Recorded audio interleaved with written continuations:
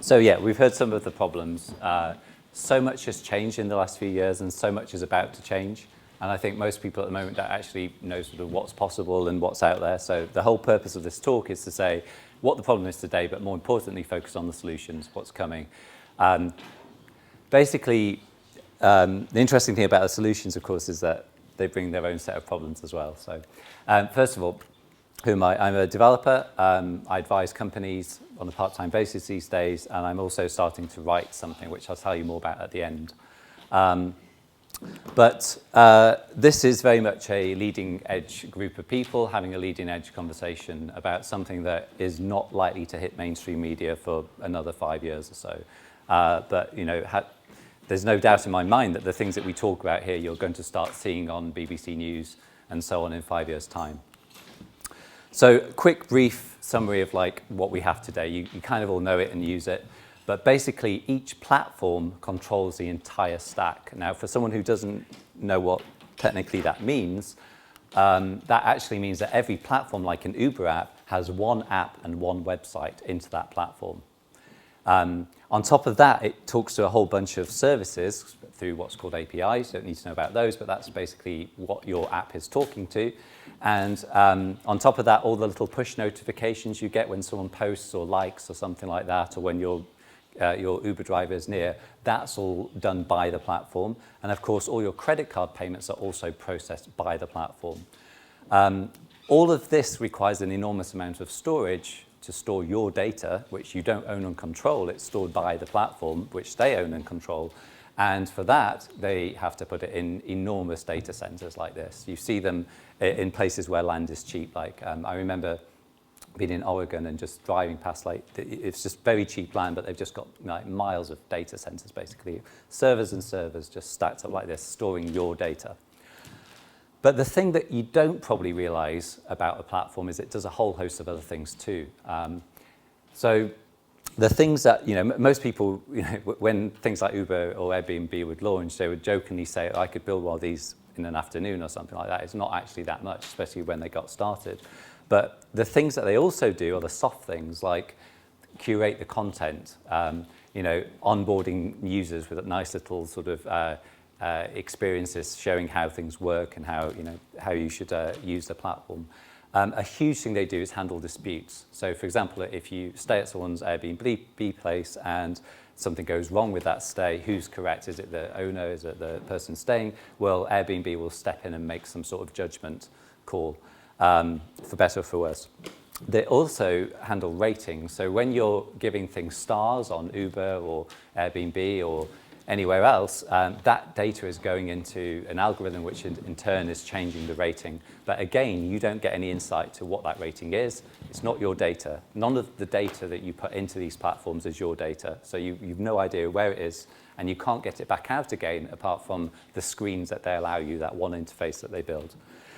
Reputation is even more important than ratings. It's very linked. But reputation, as time goes on, is allowing things to be unlocked. For example, if you've got a bad Uber reputation at the moment, you just can't get a cab. Simple as that. You're chucked off the platform or nobody responds to you. Of course, as these platforms have got bigger and bigger, turned into multi-million, sometimes billion companies, they're also lobbying Congress as well to get the rules changed in their favor. So a platform does a lot more than simply store your data. It's actually doing a whole host of soft things in the background. So any attempt to replace a platform will have to take in account all of these things and not just the technical things. The course, we're here because they also block access and moderate content, and that's a huge problem for all the reasons we heard about tonight.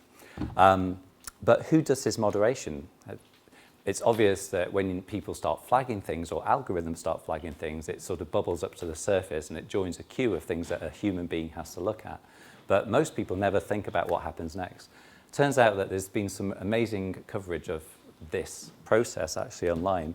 The best article that sort of blew the lid on all of this was by The Verge, and it's called The Trauma Flaw, and it talks about how Facebook have outsourced all of this moderation to different third-party companies, you know, for a whole host of legal reasons and because they don't want to pay them all the normal Facebook salary with perks and healthcare and so on. And these poor employees have to go in every work and look at the most horrendous content. This is an excerpt by that actual article at the moment. They get paid very little money to see this sort of stuff every day. And of course, if they get too traumatized, they're just simply let loose and another person will happily take their place. This is not just happening in America. This is actually another Guardian story that is about the same thing, again for Facebook. Bear in mind, Facebook is on Instagram too. And this is in Berlin. So there's a US one in Arizona and there's a EU one in Berlin. Again, third-party companies make it as, distance themselves as much as possible. So again, people have to look at all the same content. But this caught my eye. This was something that was actually, this was the interview in The Guardian, and this is a former colleague who's left, thankfully, for their sake. But they say, basically, as a contemporary society, we are running into this new thing called the internet, and we have to find some rules to deal with it. It's like this whole thing has exploded around us so big and so fast. We've never really thought about who moderates it, how it affects them emotionally, and so on. But somebody does, and whenever it broke recently that when you start talking to Alexa and things like that, a human will eventually listen to that if there's anything weird about it, or the algorithms aren't quite sure what you mean, for example. So everything ends up in front of the ears and eyes of a human eventually. So platforms have to moderate this content because they want to retain users. They don't want them to go away and get shot to all of this content, but they also have to stay legally compliant as well. And of course, sometimes when they fail to do this, social media's companies come under fire in the media, and it's typically like a bullying thing or some sort of hate thing. And normally what happens is a parent will be on BBC News or something and say something like, they need to do more to protect our kids. And the government say, right, we'll start an inquiry, we'll get some of the, we'll get Mark Zuckerberg in or something, and grill him and try and figure out what we can do. And that's the way that we're dealing with this problem at the moment. So this is all locked into the narrative of the platform that owns the data, the platform that curates the content, the platform that moderates everything. Like the platform owns the whole thing, including all of your data. So the way that we deal with these problems today is we say, hey, platform, you've got to do more to protect us. It's, we're going to trust you to look after our children and so on and not show the content that we don't want them to see. But I think this frames everything in a very small box. It's basically saying, not my problem, it's your problem, go and deal with it. And if I don't like the consequences of that, as we heard today with Instagram, well, I'm afraid there's no appeal process. You either like it or you lump it. That's the way it is at the moment. So this is where we are today in 2019. There are three big problems with this approach, though. We know that the main driving force behind all of these companies like Facebook and Twitter is to make a profit. That's what a company is meant to be doing. So what they're wanting to do is cause the least disruption with the most users, looking at the most ads, generating the most cash. So that's basically why they exist at the moment. And yes, they have to moderate. They'll do it at the cheapest price they can in the worst working conditions they can for the poor people who have to do it in order to increase their profits. The other big problem is we have no idea what is actually removed. And it's not just, pornographic stuff. It can be conspiracy theories. And as we all know, anyone who looks at them, some of them don't feel like they're that much of a conspiracy theory at all. So we don't know actually what is on and what isn't there. We've no idea. They never report, for example, that we removed so many things today, or they were like this, or they were like that. We've no idea. There's no insight to any of it. The other thing that makes it very complicated for them and also ridiculous for us is that the laws are totally different in every country. So something that is totally valid in one country can be very much illegal in another. An example is anything to do with sort of Nazi memorabilia or anything about Holocaust denial, completely legal to show in the UK, completely illegal to show in Germany. There's lots and lots of examples as well about different tastes in different countries.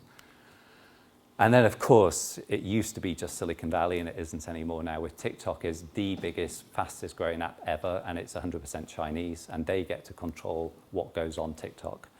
TikTok is by far and away the biggest threat to everything at the moment, and Silicon Valley companies are absolutely terrified. Facebook are terrified of TikTok. They've made this amazingly addictive app. It's a work of genius, but they are now censoring it according to Chinese standards and not Western standards. So if you're trans, if you're gay or anything like that, your video is probably going to be blocked. So what is the solution to all of this madness? Well, there are some things that exist today, and there are some things that are just around the corner. So let's start with the things that exist today. But let me tell you, first of all, what it's not. It's not the dark web. Some people, when I try and talk about this stuff to people, they say, is it like the dark web?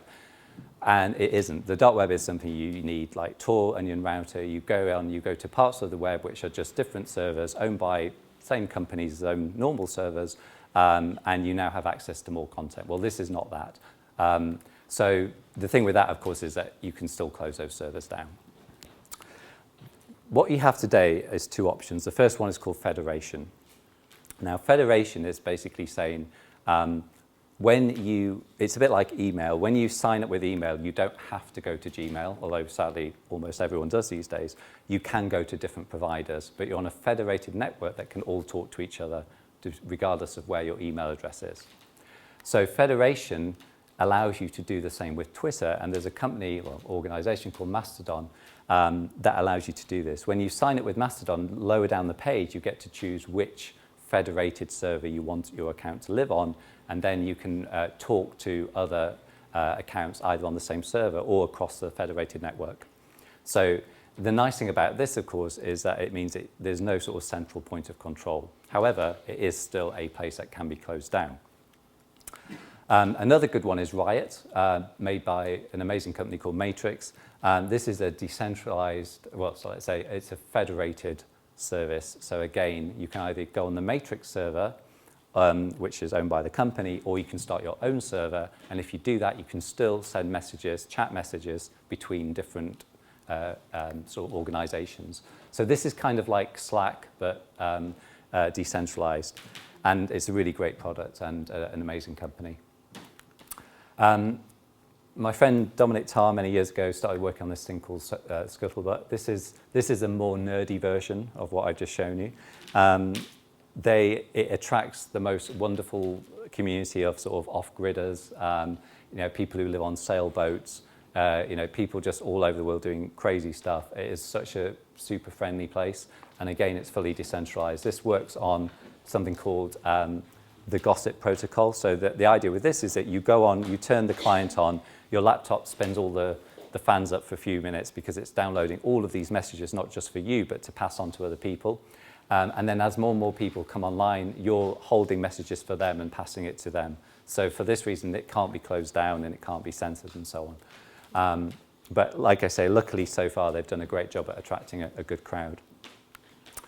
And just last week, Jack Dorsey from Twitter started to announce that they want to now decentralize Twitter. They're starting, I think it's a 5-person team, to look into making an open source protocol so that Twitter becomes less of a monolithic stack that does everything and more of a protocol, a pipes and plumbing that can be applied both to Twitter but to other things too. So this is interesting and potentially promising news. Now, they say it's about better ways of combating hate and harassment. That could be true. It's also possibly also because they realize that as they come under fire to do more and more, it's just that their hands are tied to some extent. There's not a lot more they can do at the moment without massively scaling up their moderation costs. So we'll see what happens with this one. So all of the things I've shown you so far, they also support deleting content. So if you write something and you're not quite sure about it, you can delete your message off all of these platforms. But that's about to change. And next year, the things that we started 10 years ago with Bitcoin are starting to be mature. And what is going to happen next year is going to be the first examples of cheap, fast, efficient, reliable, blockchain-based decentralized services. And just like Bitcoin, nobody owns them, nobody can control them, nobody can delete anything. And just like with Bitcoin, you can't close Bitcoin down because it's spread over 200,000 servers all over the world and nobody knows where they are. The same will be true of these new social media platforms. And not just social media, it's going to be possible to build decentralized Ubers, decentralized Airbnbs, and so on. And people will. So these are some examples of these protocols launching next year. Over the next 2 or 3 years, we're going to see so many people trying to compete to be the next big blockchain. Ethereum may take the lead, it may be some others. Who knows? But basically, they're all based on the same idea of an immutable ledger. So when you save some data, you can't delete it. The infrastructure of all of these will be owned by, I won't say the general public, but if you hold, for example, an Ethereum token, then you are part owner of the Ethereum platform to some extent. It's a very tricky area, but the point is that you can't, Congress can't write to anyone who's got an address and say, hey, we don't like this content, you must take it off. It's just spread too far and wide, and there's no legal owner to any of it. So these new platforms will be open to all. Anyone can post anything. They will be unstoppable. You can't turn them off because you don't know where the servers are. And they'll be immutable. You can't delete anything. So just like Bitcoin, which is open, unstoppable, and immutable, that has a lot of pros and cons with it. Now, the thing about deleting is it was always an illusion anyway. It was something that Silicon Valley sold to us as a fake choice, basically, that if you write a tweet and you want to delete it, then it's an option. But there are websites that literally just listen out for the delete messages and save them all, so they show you all the deleted tweets. There, of course, are also backup tapes, which back up all your accounts. So even if you delete your account today of any platform, it's never going to be deleted from all the backup tapes that were taken 2 or 3 years ago. And of course, Edward Snowden recently told us in his book and before that all of the undersea cables are monitored anyway. So all the traffic that goes through is always saved and stored into massive databases. So there's no such thing as delete online anyway. Never has been. So the big concern and the huge concern that we all have with all of this is, won't these new open networks that are open to everyone be overrun by hate groups? And unfortunately, so far, looking at what's happened with Matrix and Riot, and they're doing their very best to combat this, that's indeed what's happened.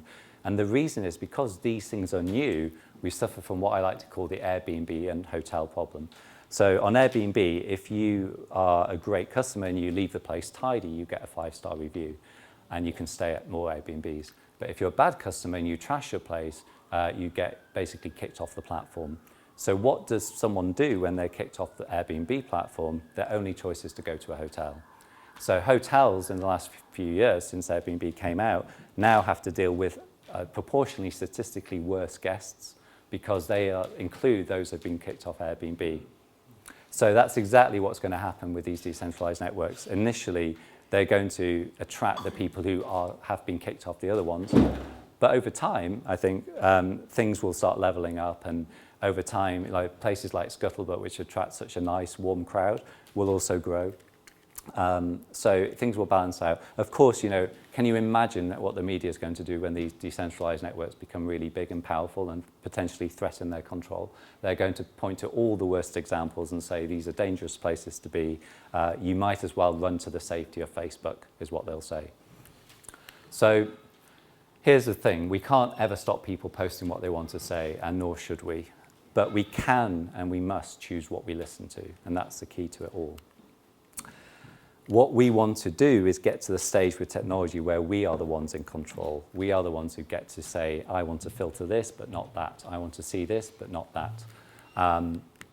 And in a world where there will be so much information going through these decentralized networks in 10 years' time, just so much, then everything's going to come down to this, the art and the skill of filtering that. So I call these lenses, these filters lenses, because lenses, for me, do two things. They increase the visibility of something that your friends are interested in. So if your friends follow, just like Twitter does this automatically, it says, a friend of yours liked this tweet, so it shows it higher. And the other thing they will do is allow you to subscribe to different blacklists, different organizations that say, hey, if you don't want to see any of this type of content, tick this box and you won't see it, best as we can guarantee.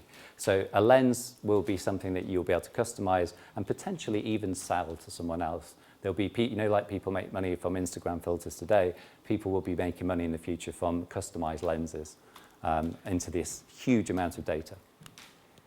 So the key is you get to choose. So when people say, aren't we back to square one? I say no, because at the moment you're handed in all your power and all your choice to a commercial company.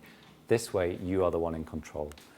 So the other thing, of course, is that when you buy, you don't buy that, you download them for free, but if you download something like Riot, all of these sensible, let's call, it's very subjective, but sensible blacklist will be installed by default, and you will have to go into the settings page and deliberately untick it to see everything else.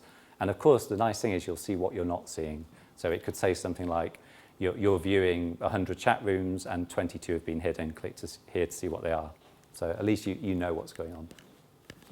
Of course, the problem is that no tools will ever be perfect.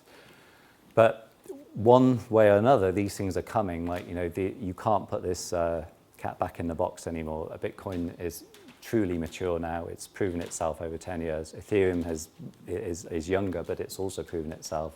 And now these new networks, which are built on Generation 3 technology, are just around the corner. So something that's helpful in this brave new world, I think, is to think from first principles. And it starts by remembering that we didn't all come on this planet to think the same things and to be the same. It'd be very boring if we did. And everyone's idea of taste is very different. And I also think that there will always be a diversity of opinions and beliefs. We're never always going to agree with everyone. And personally, I think that's a good thing, because it's only through that diversity of thought that we form new ideas and we actually grow as a species. So human beings have always been expressing themselves, and that's never going to change. This is 17,000 years old. It's a cave painting. But what matters most, and this is what I urge all of you to do when all of this becomes just mainstream in 10 years' time, is to really think about where you put your attention. Think about, what communities you want to spend your time in. Like, is it the nice, warm, friendly Scuttlebutt one, for example, or is it something else? But putting your time and attention in things that matter to you is the most powerful and thing that you can do. And also, needing anything to externally change to feel better is kind of never the answer to anything. And you always hear people say, if I can only get that promotion, if I can only do this, if I can only get that house, that car, whatever it is. It's always something external to feel better. If only that person doesn't do this anymore, if only that Trump doesn't start tweeting anymore, whatever it is. The point is we have no control over all of that. And the only thing we can really control is ourselves and our perception to the world around us. So the decentralized future is exciting and shockingly terrifying as well. And we haven't figured all of this out yet. And that's kind of why we're here, because we are on the leading edge. You know what's coming.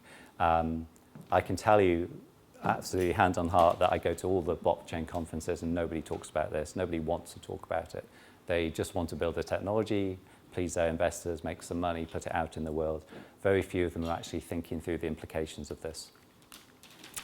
So that's it for now. There's just one more thing I just want to tell you about on a very unconnected note, but if anyone came to the last one that we did, it was all about work and money. Totally different to today's talk. But in the meantime, I've started this. It's something called Escape Hatch, and it's for people who want to get out of their job.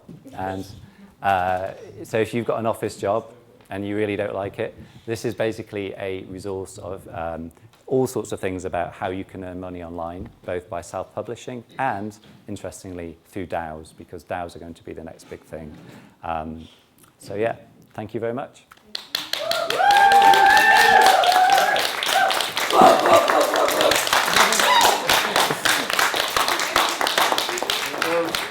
Let's do a Q&A session and just brainstorm about what we just talked about. Good? Yeah. You! Bro! Yeah. Everything you said is fundamentally amazing and really inspiring. The thing that always gets to me is that people just tend to follow the thing that shouts the loudest at them, and they don't choose to think for themselves enough to go, why am I following that thing? Like, you look at something like Facebook or Instagram, these things which are, in so many ways dangerous tools, but people are like, yeah, but I'm just following, rather than you mention a better option and they don't want to choose that option. How can you persuade them to do that? We've had this thing in sort of the crypto community for the last 5 years where everybody thought that if we offered people more private solutions, more privacy, better control, they would all come flocking. And in reality, nobody has. Like, we can't yet match we can't match any experience on Ethereum that is as good as the centralized existing platform. That's basically the problem that we've got at the moment. In fact, there's so many more loops to jump through to do anything on Ethereum. But the thing that we can do with crypto is we can offer people entirely new experiences that they can't get on centralized platforms. And DAOs, the reason we're talking about this is the most wonderful example of that, because you cannot build a DAO on a centralized platform. You just can't do it. So the way I would answer the question is saying, like, it's up to all of us to make new experiences which are so far beyond what you can do on the centralized services that people look at your screen and think, wow, what are you doing? What's that app called? And start downloading it. And build it in a healthy way that it's not just food that looks pretty, but it's food that tastes good and it's made out of good nutritional things as well. Things that protect their data, things that protect their privacy from the start. So it's up to all of us to make better experiences. But I feel like that question is also difficult because it's like, okay, everyone can agree on that capitalism is shit, but like it takes so much to opt out of capitalism. Like, and it's the same with Instagram. Like, when there's a lot of people you want to influence on there, it's difficult to just like take the step and be like, hey people, I'm not gonna do that anymore. I'm gonna move to this scuttlebutt thing. Join me there. Like, it's difficult when you have people that you want to influence, or it's difficult when you're just a part of such a big system like capitalism. No, you're totally right. And one of the things about right now is that if you want to be a blogger, it's so much harder to be a blogger with your own website than it is to write on Medium. Because if Medium pick up your post, you've got 10,000 views overnight. And if you want no one to read your stuff, put it on your own website. That's the problem. The platforms hold so much power at the moment because they are the distributors of attention. And so one of the things we need to do, of course, is to increase the different ways that we find and draw content towards us. So it's not just through Google, it's not just through Twitter algorithms and so on. It's also almost like it's so endemic in humanity that we have gods. If you look at how civilization has grown, we've followed the god. Even though that human is not more special than anyone else, we've all chosen to believe it is somehow, or that thing is, and we follow it. And I kind of feel that it's almost about selecting the particular gods that actually are kind of speaking to the way that you're thinking. So, for instance, you mentioned Jack Dorsey in Twitter, and he's clearly a person who is kind of on that wavelength, and very powerful. And it's almost like not going for this really oblique, weird thing at the side, but if you're going to choose this one which is closer to the way that we should be, because that still has enough power that people will go, okay, that's a god, I can follow that. Do you know what I mean? I think that the problem with all these things is it's all network effects. It's called Metcalfe's law, and basically the value of every network, I think it's squared, like every time you add one more person to it, it becomes squared more valuable, basically. So the point with that is that, back in the days when there were fax machines, if 2 fax machines were quite useful, but once you've got 1,000 of them, it's better. Once you've got a platform with millions of followers on, then it's very hard to leave that alone. And this is why I think the hope for me has to be these federated networks, these open standards that say, look, the way you access the new future Twitter, whatever it will be called, and the way I access it may be totally different interfaces, totally different colors, experiences. Maybe mine's like a 3D interface and maybe yours is a neural interface, but they live on different servers, different platforms, and they're communicating over open protocols so that no one platform has this big clout anymore that says, hey, we can destroy your career if we boot you off. Because that's the problem at the moment. They've got the final say over everything. My problem, what I've seen, so I traded stocks and currencies for 7 years, so I understand the whole decentralized and the concept behind it. But the issue that I see with social media is that as a child, parents want to use that, they want to protect their children. So going onto a decentralized platform is very scary. Like, I imagine my niece going on that, and it's a free platform for all. So it's like, how do you convince or make the people which are using that platform hold themselves accountable for what everybody else is seeing? Or how do you how do you filter it in a sense, basically? So, I mean, the clients that will win, by clients I mean the apps, the interfaces that will win are the ones that will give you the best filtering, the best control over stuff like that. So you would set that up before you hand it to your niece. Are there any platforms that do that currently? Matrix are adding it. I know they're working on it now. So it's new? it's brand new. All of this stuff is brand new. So yeah. But how does that stop echo chambers from developing? I think that's one of the main issues currently is like the polarization between it just sounds like it would create an even wider divide. I think people currently put their attention on things that make them feel good, and it's easier to feel good about something that doesn't challenge your beliefs. So for that reason, it's much easier to, if you whatever you are, if you're a Trump supporter, Bernie supporter, whatever, to collect, then bring them close, scroll down, say yes, I agree with that. Yes, I agree with that. It makes me feel good. That I think is not a problem that technology is going to be able to help too much with. I think whether it's decentralized or not, it really is going to be up to us to do what normally happens, which is you meet someone that changes your mind and you think maybe they've got a point.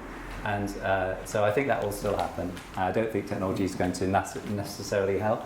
What I think it could do is it could say, hey, by the way, you're in this bubble here, and that means that you're missing out on all of this. Do you want to see it? My guess is most people still say no. And just double check, so there would be no censoring anymore. Everyone could put on anything. There will be no censoring of what you say, but it's a bit like if you walk down the street tonight, there's going to be lots of houses, and inside lots of houses there are going to be lots of rooms, and inside some of those rooms there'll be things that you don't want to see or participate in, and that's going to be reflected in the future online. But it's your choice to walk into the house or to look in the room and things like that. Okay, but I'm not in that point. I'm actually not talking about myself because quite confident about myself that I don't want to watch any hate speech. Yeah, same. But exactly, it's great. We all can say it about ourselves. But what about the people that want to do the hate speech and want to do all these things? Is that platform not giving them basically just more freedom? Well, what's happening at the moment? Grow? They get currently what happens is they will be checked off Twitter and then they'll go somewhere else. And yeah, I mean they're going to be able to say what they like, and just like they can meet in reality as well. This is the thing. I think this is what it all comes down to. It's going to have to come down to us believing that we either accept one reality or the other. We accept the reality where Silicon Valley companies decide what we see or what we don't, or we take personal responsibility for it. And that doesn't mean say we do it all ourselves, but at least it means we have some control over what blacklist we subscribe to and things like that. So. And are you basically banking on that we as humanity are inherently good, and maybe if we really let everyone do what they really want and control itself, that it will actually turn out that it's not as bad as we thought? It's a big experiment that we're going to witness in our lifetimes.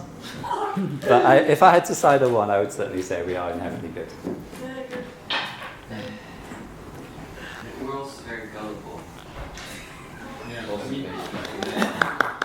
But I was last night with a friend, and then I mentioned about the event, and then the first thing he said that I don't care if Facebook is watching me, I don't care if they brainwash me, I just like using their platform. Yeah. And it's just millions of people say these things, and then the thing is that we really don't know, we think that our data is being used for advertisement and all this stuff, but that's the seeing part of the iceberg.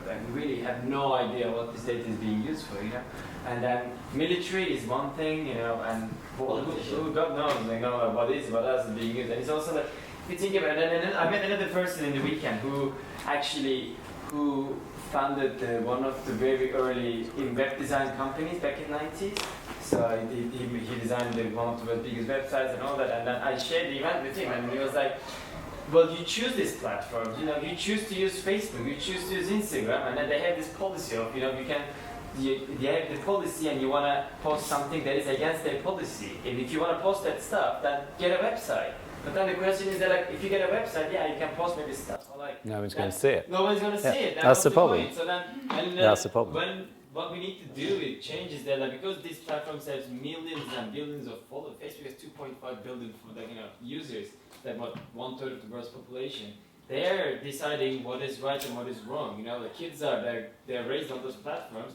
They're getting conditioned into thinking that what mainly white males in suits deciding for the future of our generation. That's what I think we can all agree that is not the answer. Exactly. Yeah. That's what we need to change. So I don't know what the answer is, and like I say, the interesting thing is like for me, the second half of my life will be lived in this new world. Like the first half was Internet 1.0, dial-up, IRC, Facebook, and so on. But the second half is going to be lived in this new decentralized world, and it really is going to be for all of us to figure this out. Like we haven't really figured out the old one, so we're going to have to try and do a bit better this time, I think, on decentralization. But you know, technology is ultimately a tool, and it can be used for good and for bad, and it's a magnifier of intention. And if you hold positive intentions and want to see good things that help humanity and so on, then you will find that. And if you, conversely, you will find that too. But that's kind of how the internet works today anyway. So yeah, so I still think there's a lot to be gained from open protocols, open standards, a myriad of different ways to access something like Twitter. I say something like because it will be called something else. But it'd be nice if we all could have 5 or 6 different apps that access the same thing. When Twitter started out, that's exactly what happened. There used to be 3 or 4 different clients, and then they closed it all down. So, but they can't do that with decentralized systems and open protocols. So that, for me, has to be a better way. But how do we bring all these thousands of followers? Like first thing I shared with Amelia before this event, I told her about decentralized platforms the other day. She said, yes babe, I moved to decentralized platforms. How about my 90k followers? Because I'm nothing without them. Yeah, exactly. So but yeah, absolutely. But we have to own those followers. They're not our followers. They're Twitter's followers. They're Instagram followers. They own the relationship.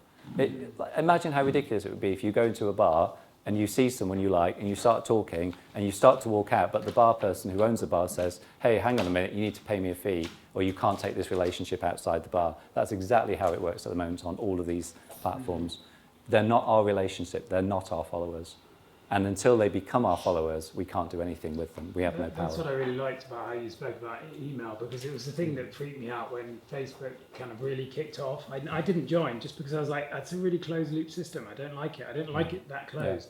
Yeah. And I've seen it like now, my question, I travel a lot, and the question I just keep getting asked is, what's your WhatsApp? And I'm like, I'm not on WhatsApp. Yeah. And people are like, well, you should join WhatsApp. Why you're not on WhatsApp? And my answer is, what's your signal? And they're like, what signal? And I'm like, well, you should be on signal. You know, like, what's your?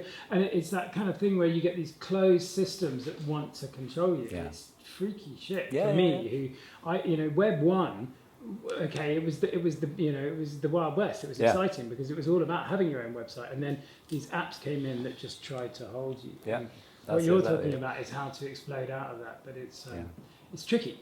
Because there's no money in it, There's no money yet, but how many people do you know who love their jobs? I don't know that many. And if DAOs come along, and DAOs are brand new ways of working on projects that you love, maybe 20 or 30 projects simultaneously, and you get paid every day, and the money drips into your bank account or your crypto account every day, that's an experience I think that will make people want to move. And it's things like that that we need to work on. We can't take the existing platforms and just copy them to the decentralized web and hope people will come and move on to them. That's not going to work. But if we make entirely new experiences that you simply can't get on Twitter or Facebook, then people will start to shift. And that's our best hope. What about if platforms like Instagram, for instance, had to be like publicly held by 50% of users that have no real benefit from Instagram as a company? Yeah. I feel like that is kind of the middle ground between decentralized and still having that kind of restriction that can be healthy, because if myself, I benefit from using Instagram as an activist and influencer, but essentially I don't care what happens to Instagram. Well, I think what you care about ultimately is your followers. That's your asset, basically. That's an asset. That's and really what these decentralized platforms need to do is allow you to own that asset and take it somewhere else. I mean, have you think about how nuts it is that you make all these followers on one platform, but you can't take them anywhere else? They were never yours to begin with. So, it would certainly help, but I think until you can own all your data, all your contacts, all your relationships online with people, every photo you've ever posted, things like that, every comment you've ever commented on, until you own all of that and can take it anywhere you want, we've never really made any progress. But so each decentralized platform would still have the same kind of system. Well, the thing what we need is open protocols. Like there's comments on Facebook and Instagram, but there's no open data format that describes what a comment is. If we had that, then we can take comments to all these different platforms. And what I would like to see is that like you go on your iPhone and you go into My Settings and it tells you general carrier, battery, all that stuff. I would love to see a big button that says My Data. Every piece of data I've ever put into that device is listed there, and wherever it's gone. That's what I'd like to see. And that's possible. That's already Yeah, been totally been possible. lost. Totally possible. Not now, but it will be. Yeah. One thing which has stopped me kind of using these sorts of systems in earnest is that they can never forget anything. Yeah. And that means that, like, for example, with Bitcoin, the ledger just keeps on growing and growing. Correct. I remember when you used to be able to have it on your computer, and it's now like 16 terabytes Yeah. or so. Correct. Yeah. And so it is like there's a lot of real-world applications where you do want to forget stuff, and I wonder if there's any efforts in that direction. It's such a really good question. Right now, anything you do on Bitcoin, Ethereum is immutable. It's in the ledger. It'll never be deleted. So, you know, posting, you can sort of fake a Twitter-like thing on Ethereum, but again, that will be always there and never deleted. I think the harder thing is being comfortable with the fact that there is no delete, because there just isn't. Like the sort of cruelest trick that you see these companies do is things like Snapchat, where you get a picture and it will only let you see it for 15 seconds, whatever. You know, it's like, well, it's still on the server and it's still on the backup tapes and it's still in the NSA database. It's not gone anywhere. It's just not on your screen. The one person you actually want it to see. So Don't say that. I'm replaying all the new videos I've ever sent. they've got them on everyone. Don't worry. But you know, it's just that sort of thing. Like, you know, don't be tricked into thinking there's a delete. Is my honest advice. There just isn't. And instead, you know, do the best you can and make peace with that, because that's just, frankly, the laws of physics. Like, you can't send any data anywhere. You can only copy it. That's just the way computers work. I think that's a good thing, though, the fact that like there actually is no delete, because it's kind of like you have to hold yourself accountable for what you're saying. Yeah. Like, that would make me reflect before I do something. Yeah. Potentially, yeah.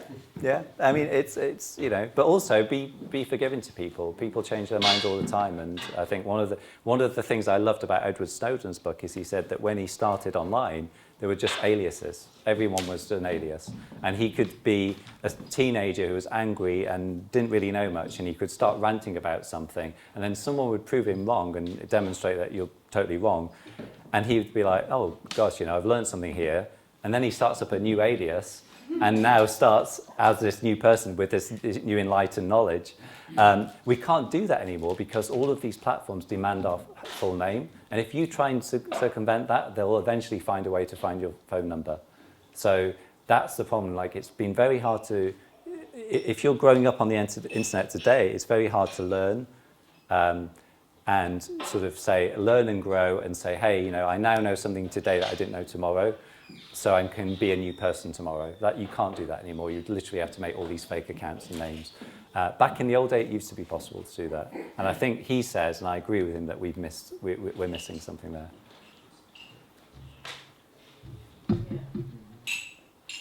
Well, what can we do today? Mastodon, Riot instead of Slack. So Mastodon instead of Twitter, Riot instead of Slack. Scuttlebutt if you are a bit more nerdy. But if you're remotely technical, I really advise it, because you just get a really good bunch of people on it. So, yeah. But Mastodon is something that is up and running today. It's like Twitter, but it's more in your control. You own the stuff. You know, no one can close you down, basically. So. But Twitter doesn't really do the censorship. It does. If you flag a tweet, if enough people flag a tweet and they agree it's, you know, something that is not allowed on the platform, they'll block it. Sometimes it says this tweet is unavailable. So just less restrictive because of the type. Yes, they're a lot less restrictive. Instagram is very visual. That's very like opinionated politics. Yeah, exactly. Is it? I mean, again, you see people who you feel, maybe I'm wrong, but their heart's in the right place. Like, his heart feels in the right place. Like, when I hear him speak, and I'm like, okay, you're one bloke. You're way too powerful for what you should be. You've got way too much control. But your heart's in the right place. Jack Dorsey? Yeah, whereas I look at Mark Zuckerberg, I don't think he's a bad guy, I really don't, but I think he's just completely lost in his matrix. He has no idea the power he has. I can tell you the only thing Mark Zuckerberg thinks about is China and TikTok, honestly. Yeah, he's not a big enough mind to deal with the shit that he controls. Facebook are losing so many users every day that all they think about now is TikTok. And what Facebook has become is a generational thing. So, you know, Like young people growing up today would rather die than be on Facebook. It's something their gran has, you know. And then Snapchat generation's been and gone too. That's old news. Everyone now is on TikTok, and so these social media platforms that you can sort of draw a line around the age groups that they are most popular in, and anyone who's younger doesn't want to be associated with that old thing anymore. So, but we can't keep recycling platforms. We can't keep, what will be after TikTok? It'll be something else. So that's never going to be the answer. What we need is open standards, open data, open protocols, different interfaces to access these ways of communication. Can you say why TikTok is such a threat? Well, TikTok has grown to so many billions of users because it's the same app in China as it is in the Western world. So quickly, it's been the fastest growing app of all time. It is a genius app. Like you download it and you don't have to log in or sign in. You instantly get an addictive video that you can scroll through. And it's a massive threat to Facebook because they've tried to mimic the mechanics of it in stories, for example, and so on, and totally failed. And so Facebook, the platform Facebook, is losing a lot of users. Instagram's still doing pretty well, but they are very worried about TikTok because that's where all the really young people are going now. And as I said, like the censorship laws are way stricter. So why is it more addictive? Man, if you download it tonight, you'll see. That's all I can say. No, and all the restrictions are based on the Chinese.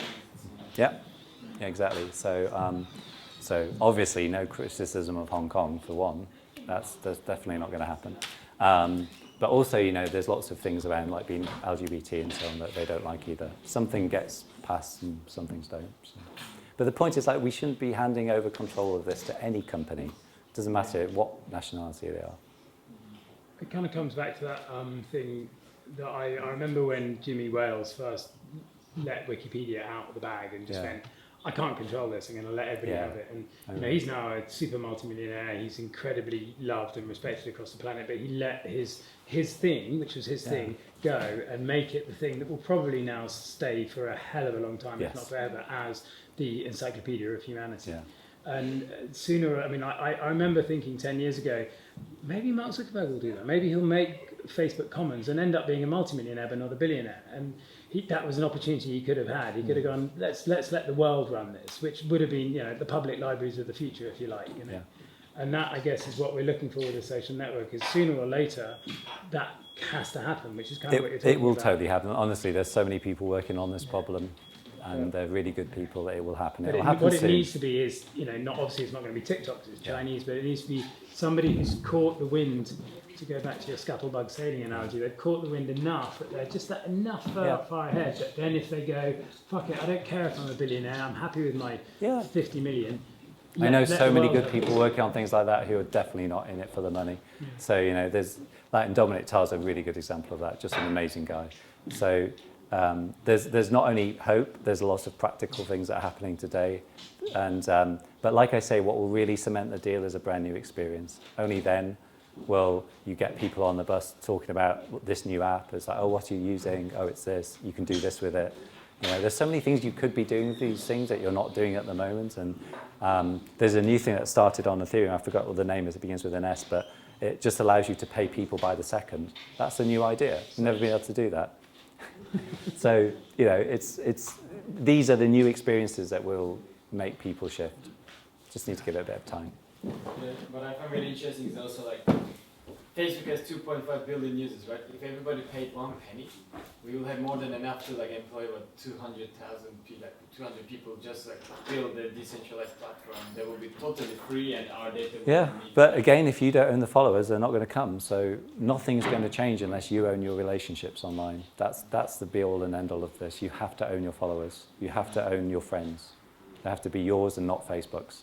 So once it's done and once there's an open standard for it, then we can move our followers all around to different apps and different experiences. But until then, nothing's going to change.